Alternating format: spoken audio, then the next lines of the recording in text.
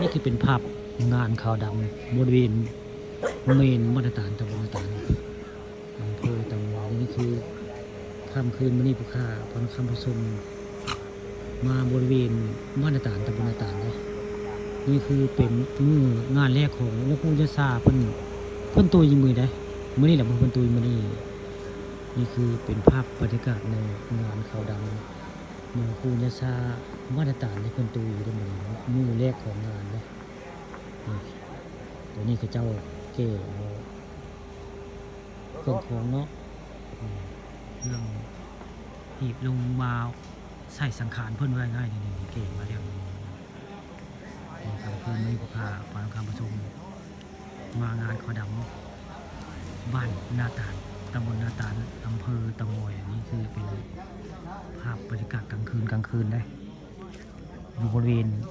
เมนบ้านนาตาลตำบลนาตาลได้อยู่ข้างวัดบ้านนาตาลได้นี่ค่ำคืนมื้อนี้ลูกค้าก็ได้มา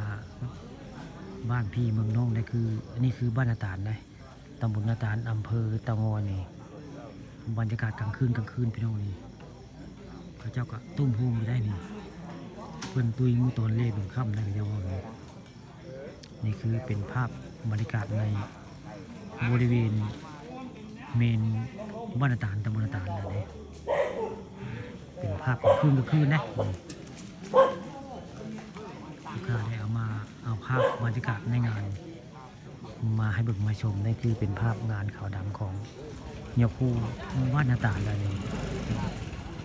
คนกำลังมาได้นี่คนกำลังมาได้นี่คือเป็นภาพบรรยากาศในงานขาวดำของยาคูยาซาบ้านนาตาลนะสังขารเพิ่นเอาว่าในเมนนี่ท่านในศาลาเมนป่าซ่ากับเมนไว้ไงเมนอันวัดนะนี่อันวัดบ้านนาตาลข้าเจ้ากำลังเอามาง่าย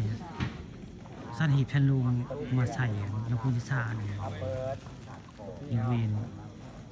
เมนแม่กับวัดบ้านนาตาลตำบลนาตาลอำเภอตะมอยนี่คืองานขาวดำของยาคูยาซาบ้านนาตาลเป็นโปรเจกต์ซื้อเพิ่นผู้ค้าบุ้งว่าซื้ออย่างไร